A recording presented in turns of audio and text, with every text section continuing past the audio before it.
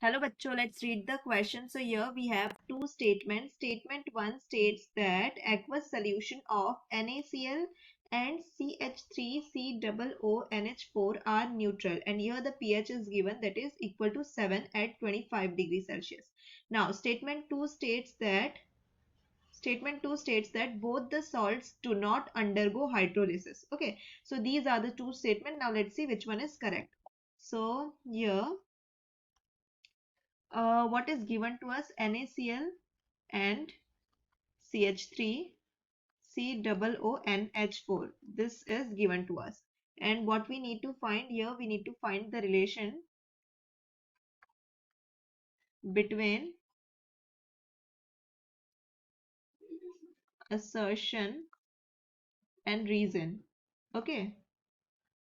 So here we can see as NaCl and CH3COONH4 are salts, they dissociate completely. They dissociate completely in water. Okay, so we can say these salts are neither acidic nor basic. So therefore, because of these character, we can say that they do not alter pH in the solution. Because of this, they do not alter pH of solution. So because of this, now we can say this is the whole explanation. So here we can say that statement 1 is correct and statement 2 is incorrect, because what is in statement 1? That aqueous solution of NaCl and CH3 COONH4 are neutral. Yes.